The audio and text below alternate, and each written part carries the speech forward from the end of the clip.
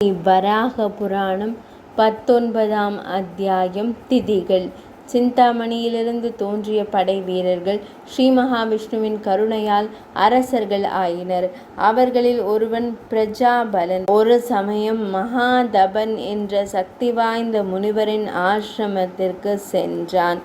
அங்கு மகாதபன் எனும் அம்முனிவர் பிரஜாபலனுக்கு திதிகளை குறித்து கூறினார்.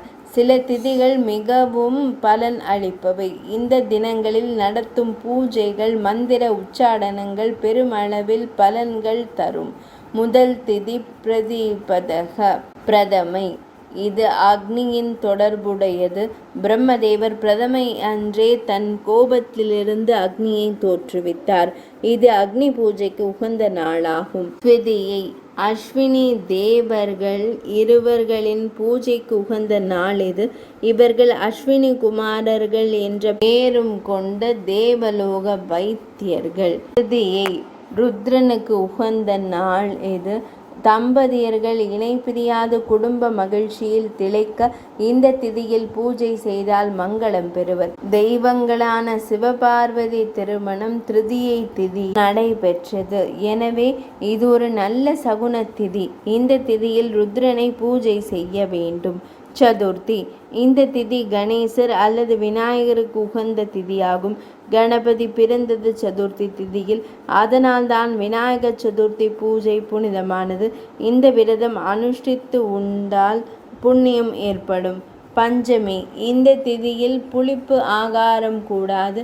புற்றில் பாம்புக்கு பால் அளித்தல். இந்த நாளில் தான் பிரம்மதேவர் எல்லா அரவங்களையும் கூட்டி நாகலோகத்திற்கு அனுப்பி வைத்தார். சஷ்டி. இது முருகப்பெருமானுக்குரிய திதி.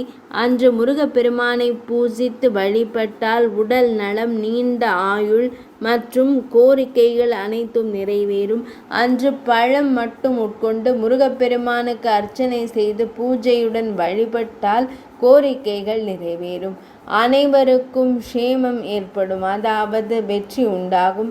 இது குறித்து ஒரு முதுமொழியும் உண்டு. அது யாதெனில், சட்டியில் இருந்தால் அகப்பையில் வரும். அதாவது சஷ்டி திதியில் உபவாசம் இருந்து முருகனை பூஜித்து வழிபட்டால் கருப்பையில் கரு ஏற்பட்டு குழந்தை பிறக்கும் என்பது பொருள். சஷ்டி திதி என்று பிரம்மதேவர் தேவசேனாபதியாக கார்த்திகேயனை ஆக்கினார். சப்தமி. சூரிய தேவருக்கு உகந்த நாள் சப்தமி. இதற்கு அதிபதி சூரிய தேவரே ஆவார். ரத சப்தமி ஒரு சிறப்பான சூரியனுக்கு பூஜை செய்யப்படும் நாள். சூரியனுக்கு பாயாசம் நைவேத்தியம் செய்து பூஜை செய்து வழிபட்டால் எல்லா வகையிலும் சூரியன் கருணையானது கிடைக்கும். அஷ்டமி. 8 மாதர்கள் தோன்றிய நாளாகும் இந்த அஷ்டமி திதி. இவர்கள் அந்தகன் அழிவிற்கு காரணமானவர்கள். அன்று அஷ்டமாதர்களை பூஜை செய்வது விசேஷமாகும். அந்தகனுடன் போரில் அம்பிகை வெற்றி பெற்றது மட்டுமின்றி ஸ்ரீ கிருஷ்ண பகவானிற்காக அவனுடைய பிறந்த நாள் அன்று கோகுலாஷ்டமி பூஜையானது நடைபெறுகிறது. நவமி. இந்த திதி நாளில் வெற்றசூரன் என்பவன் காயத்ரி தேவியால் கொல்லப்பட்டான். மேலும் ஸ்ரீ ராமபிரான் நவமியில் பிறந்ததால் ஸ்ரீ ராமநவமி விழாவும் இந்த திதியில் நடைபெறுகிறது.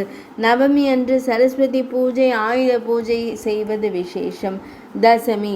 தசமி அன்று தயிர் மட்டும் உட்கொண்டு பிரம்மதேவரால் தோற்றுவிக்கப்பட்ட 10 தேவியரை வழிபட வேண்டும். மற்றும் மகிஷாசுரனை தேவி அழித்த இந்த நாள் விஜயதசமி என்று மிகவும் விசேஷமாக கொண்டாடப்படும். பிரம்மதேவரால் தோற்றுவிக்கப்பட்ட 10 தேவியரும் பிரம்மதேவர் 10 தேவர்களுக்கு திருமணம் செய்து வைத்தார். பூர்வாவை இந்திரனுக்கும், பச்சிமாவை வருணனுக்கும், உத்தரத்தை குபேரனுக்கும், தக்ஷணத்தை யமனுக்கும், ஊர்த்துவத்தை சுவாயமுக்கும், அத்வத்தை சேஷநாகத்திற்கும், ஆக்னேயத்தை அக்னிக்கும், நைருத்தியை நிருதிக்கும், ஈசான்யத்தை சங்கரனுக்கும், வாயவ்யத்தை வாயுவிற்கும் திருமணம் செய்து வைத்தார். பிரம்மதேவர் இவை 10ம் 10 திசைகளை குறிப்பவை. ஏகாதசி. இந்த திதியில் பிரம்மதேவர் குபேரனை தோற்றுவித்தார். அவர் ஆணைப்படி குபேரன் நிதிக்கு அதிபதி ஆனார். அன்று வெறும் பழம் மட்டும் அருந்தி ஏகாதசி விரதம் இருந்து குபேரனை பூஜை செய்தால் நல்ல பலன் கிடைக்கும். ஏகாதசி ஸ்ரீ மகாவிஷ்ணுவிற்கு மிகவும் உகந்த திதி. வைகுந்த ஏகாதசி விரதம் மிகவும் விசேஷமானது. துவாதசி வாயுவின் வேண்டுகோளை ஏற்று நாராயணர் ஸ்ரீ மகாவிஷ்ணுவான நாள் இது. ஸ்ரீ மகாவிஷ்ணுவிற்கு தன் 4 கரங்களில் சங்கம், சக்கரம், கதாயுதம், தாமரை மலர் ஆகியவற்றை கொண்டுள்ளார். தெய்வீகம் மிக்க ஜெயந்தி மாலை அணிந்துள்ளார். துவாதசி அன்றுதான் ஸ்ரீ மகாலட்சுமியானவள் விஷ்ணு பத்னி என்ற திருநாமத்துடன் அழைக்கப்பட்டு ஸ்ரீ மகாவிஷ்ணுவிற்கு நாயகியானாள். துவாதசி அன்று ஸ்ரீ மகாலட்சுமியையும் நாராயணரையும் ஒன்றாக இணைந்து வழிபடுவது மிகவும் விசேஷ பலன் அளிக்கும். வழிபாடு முடிந்தவுடன் பிராமணர்களுக்கு நெய், தேன் தானம் தருவது நன்மை பயக்கும். ஏகாதசி துவாதசி இரண்டையும் இணைத்து ஒரு பழமொழி உண்டு. அதாவது ஏகாதசி மரணம், துவாதசி தகனம் என்பது அது. திரையோதசி இந்த திதியில் பிரம்மதேவர் தர்ம தேவதையை சாந்தப்படுத்தினார். சதுர்த்தசி இது ருத்ரனுக்கு உகந்த நாள்.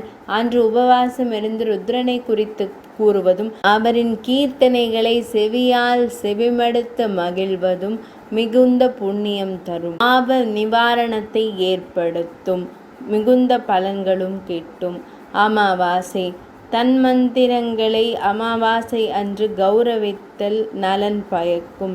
பிரம்மாவினால் தோற்றுவிக்கப்பட்ட தன்மந்திரங்கள் உயிர்கள் அனைத்திற்கும் பித்ரு ஸ்நானம் கொள்ளுமாறு பிரம்மா அவர்களுக்கும் கூறினார். அமாவாசை தர்ப்பணம் பித்ருக்களின் திருப்திக்காக செய்யப்படுகிறது. இதனால் மன திருப்தியும் கோரிக்கைகள் நிறைவேறுவதும் ஆகிய பலன்கள் கிட்டும். பௌர்ணமி அல்லது பூர்ணிமா என்று அழைக்கப்படும் திதி இது சோமன் எனப்படும் சந்திரனின் நாள். சந்திரன் தக்ஷனின் 27 திருமகள்களை அதாவது நட்சத்திரங்களை திருமணம் செய்து ரோஹிணி மீது மட்டும் அன்பு அதிகம் காட்டிட அதனால் கலைகள் தேய்ந்து போகுமாறு சபிக்கப்பட்டதும் சிவபெருமான் கடைசி பிறையை தலையில் ஏந்தி வளரச் செய்ததும் பல புராணங்களில் கூறப்பட்டுள்ள செய்தி. அமிர்த மதனத்தின் போது சோமவானம் தோன்றியது என்பது சந்திரன் தோன்றியதை குறிக்கும். பூர்ணிமா என்று அழைக்கப்படும் பௌர்ணமி திதியன்று உண்ணா நோன்பு அதாவது விரதமிருந்து வழிபட்டால் செல்வமெல்லாம் செழிக்கும். மிகுந்த செல்வ வளம் ஏற்படும். 19ஆம் அத்தியாயம் நிறைவடைந்தது.